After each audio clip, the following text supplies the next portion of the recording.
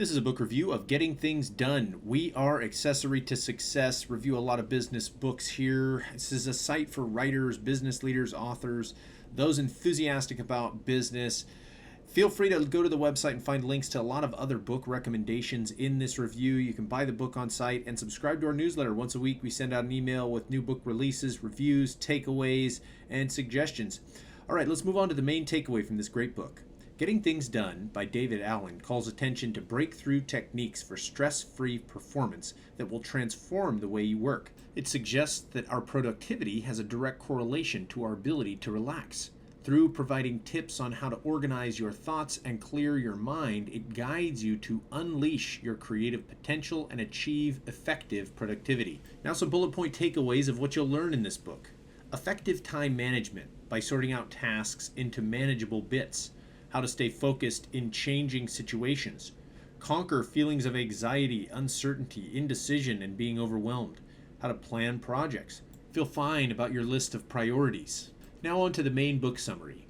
Defining what, quote, done means and what, quote, doing looks like is the underlying principles of getting things done. Knowing the what and how to ensures you get things done in a much better way than just leaving things to chance. It aims to create a sense of clear and concise direction to take when going about your tasks and the ability to recognize when you're lagging. Another book on productivity is Essentialism.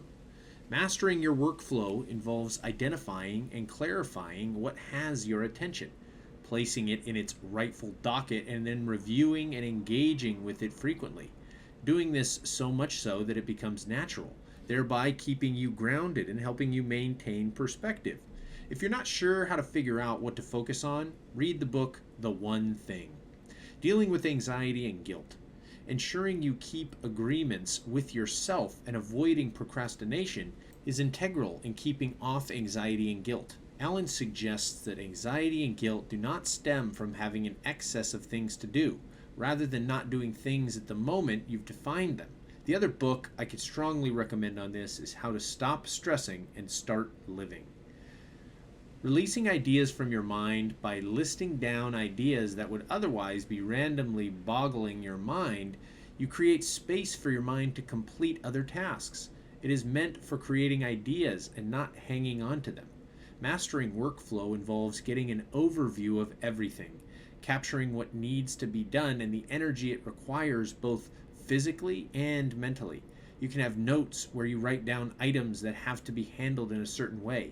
Identifying everything that needs to be done before executing any tasks you may have at hand ensures effortless performing of those tasks in most productive ways. The Checklist Manifesto is a great book on this.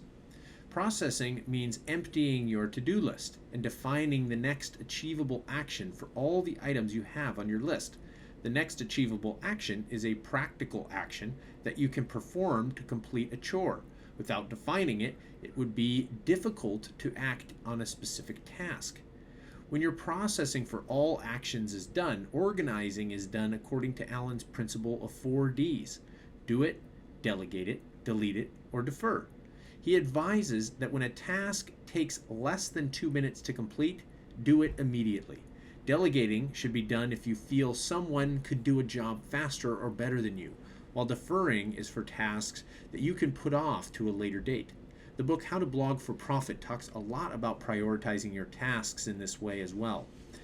To constantly liberate your mind and ensure that your productivity is unobstructed, you need a regular confirmation that your system is still working. Daily scrutinizing your tasks ensures that you have defined the right tasks and you have included everything that needs to be done. The final step includes the criteria with which you decide what task to perform at any given time of day. The context of priority, available time, and energy level can enable you to choose when to do what. Identifying daily work requires doing work beforehand. When you're doing work beforehand, you're completing work that you have previously established needs to be done. This manages your workflow. New challenges show up daily and you might need to spend time and energy tackling these challenges. This will, however, require you to decide whether these challenges are more important than the tasks you had initially designated for these particular times. Defining your work entails breaking down your tasks into workable portions. Reviewing your work with horizons of focus. Ground horizon. This basically is a list of all the actions that should be taken cumulatively. First horizon.